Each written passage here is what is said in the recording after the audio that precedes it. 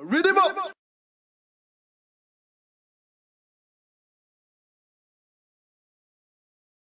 Aujourd'hui, on est devant un Prunus ceracifera, de type ceracifera, qui est un arbre de petit développement. C'est une plante qui est clairement acrotone. Il est très connu parce qu'il fait les fleurs roses très tôt au printemps, là, au mois de février, à tel point que là, c'est la fin de la floraison. Depuis quelque temps, les feuilles pourpres arrivent. Il est aussi connu pour ça. Et donc c'est une plante qui est quand même très communément présente dans nos villages et dans nos parcs et jardins. Parfois avec des entretiens un peu douteux. C'est un arbre qui fait beaucoup de bois sec, qui en l'absence de taille, personnellement je trouve qu'il ne vieillit pas très très bien. C'est une plante moi que je taille pas mal, notamment en éclaircie et en suppression de bois sec évidemment. Là ici on est au niveau du contexte environnemental, on est dans un petit jardin, très proche des voisins, très proche de la terrasse où je suis. Et donc quand je suis arrivé, il n'avait a priori pas été taillé, mais il était déjà trop grand pour les clients.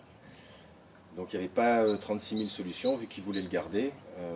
J'ai proposé, et c'était assez nouveau sur ces essences-là, j'ai proposé une forme architecturée sur prolongement qui fonctionne finalement assez bien. J'ai peu l'occasion de le voir en fleurs, mais on voit qu'il a encore beaucoup de restes d'inflorescence, donc il n'y a pas de raison qu'il ne fleurisse pas. Et puis la réaction est relativement bonne par rapport au rejet qu'il fait tous les ans. Là on voit qu'il est très dense. Donc il y a eu une taille de conversion, il y a N-5 par rapport à aujourd'hui. Et puis après très rapidement, taille de conversion, ensuite la taille de formation, qui a consisté à sélectionner un peu là où il faisait des rejets, parce que c'est un peu lui qui décide. Après une première taille relativement courte, c'est lui qui décide où est-ce que les bourgeons latents naissent et où est-ce qu'il essaye de reconstituer une charpente. Et puis maintenant on est en taille d'entretien régulière, donc c'est un temps assez régulier, je mets moins d'une heure à 3/4 d'heure en général. Et c'est vraiment de la sélection des rejets, en termes de technique de taille. On est sur de la sélection des rejets, et puis après de la réduction des rejets qui ont été conservés. Qui sont donc le prolongement de la pousse de l'année précédente. C'est pour ça qu'on parle de taille, de forme architecturée sur prolongement, parce que tous les ans on garde un prolongement de la pousse de l'année d'avant. Voilà. Il fait comme c'est une floraison printanière, on va couper donc aujourd'hui, il va faire des rejets très vigoureux, et ces rejets préparent les fleurs pour le printemps, enfin pour la fin de l'hiver prochain, février l'année prochaine. Dernière précision quand même, c'est que ce sont des arbres qui, donc c'est de la famille des prunus, ce sont des arbres qui détestent les tailles de grosses sections. C'est pour ça que les arbres qui sont régulièrement vraiment taillés très sévèrement, finalement, voient leur bois dépérir très vite. Le félin, c'est un champignon, est très très répandu sur ces essences-là. Donc l'idée c'est aussi de le garder dans un volume qui permet d'intervenir sans se mettre en danger. Ça c'est une notion qui est quand même très importante parce que l'altération du bois est inévitable. Voilà. On essaye de faire en sorte que malgré cette altération, on puisse le garder encore très longtemps, mais ça reste une solution à court terme pour eux, à moyen terme pour eux. Voilà, à cette discussion, c'est parti.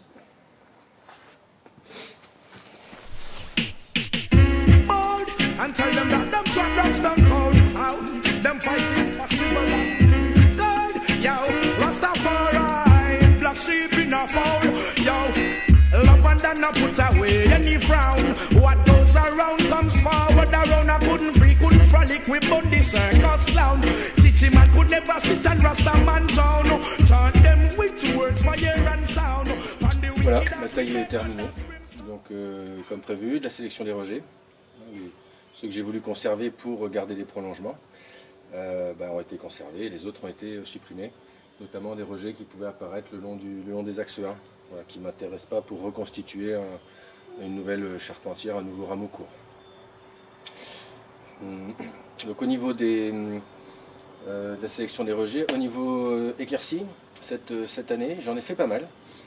C'est-à-dire que principalement j'ai éclairci les espèces de têtes qui ont été formées année après année.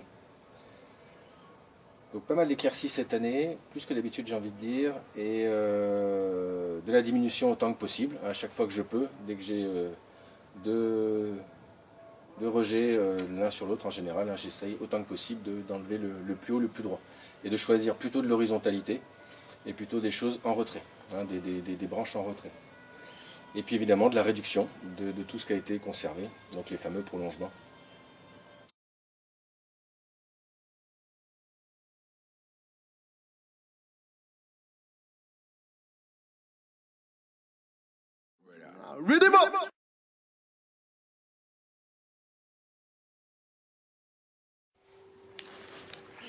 Alors j'ai profité d'avoir un axe complet pour vous montrer d'un peu plus près les principes de taille, en tout cas celle que j'applique moi. On va essayer de la garder la verticale. Alors, un sécateur, rejet indésirable, je ne veux pas reconstituer quelque chose ici. Là, moi j'aime généralement éclaircir les fourches, hein, comme ça. Donc là, par exemple, je fais une éclaircie de cet axe-là. Réduction, réduction, prolongement de l'année d'avant, prolongement de l'année d'avant, et je nettoie un tout petit peu. Là c'est pareil, rejet indésirable, assez faible en plus en diamètre et en hauteur. Donc j'essaye de garder des choses qui ont plutôt la patate. Réduction, réduction, donc on coupe au niveau d'un bourgeon, un bourgeon ici, hein, en essayant de couper alors, le plus près possible pour éviter de laisser un chicot, mais sans couper le bourgeon, sinon ça ne fonctionne pas. Et donc on peut aussi choisir son bourgeon. A priori, quand on regarde ici, je vais tourner la branche, la réduction de l'année dernière, 1, 2, 3 rejets. Donc les 3 bourgeons sur le prolongement de l'année dernière, au sommet de ce prolongement. Rejet traumatique de coupe, 3 rejets très vigoureux. Donc on attend ici un rejet traumatique fort, un dessous et éventuellement un dessous. Vous voyez là c'est pareil, coupe 1, 2, 3, donc un très faible et 2 assez forts. Donc je disais, on choisit son bourgeon, un peu comme sur les rosiers notamment, où j'essaye moi souvent de garder un bourgeon qui va plutôt avoir tendance à pousser vers l'extérieur qu'à rentrer vers l'intérieur. Vers l'intérieur de quoi? Du rameau court que je suis en train de constituer. Voilà, donc du coup là on a fait les éclaircies. Donc là je vais faire mes réductions. Alors réduction, réduction.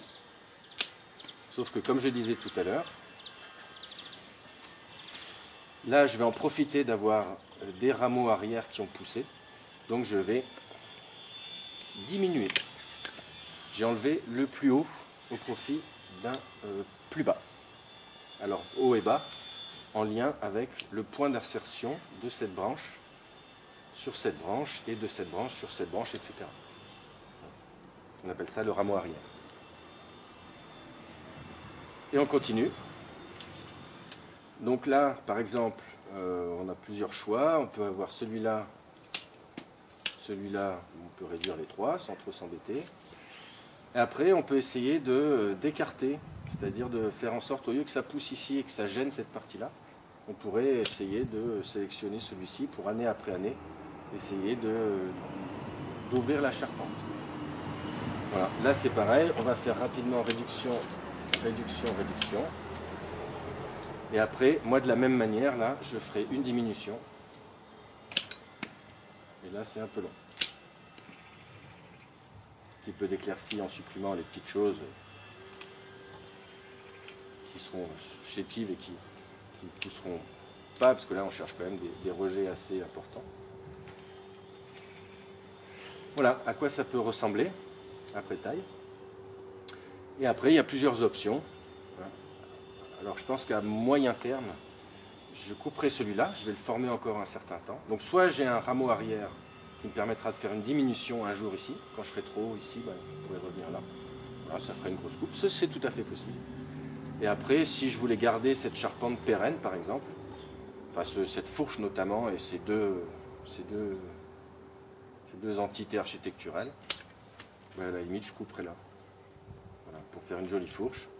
Et puis après, ben, je continuerai à travailler un axe ici, à la limite un ici et un là-bas. Ça ressemble un peu au gobelet sur les fruitiers. Ça ressemble un peu à la taille des rosiers, hein, où on essaye d'ouvrir. C'est beau. Voilà.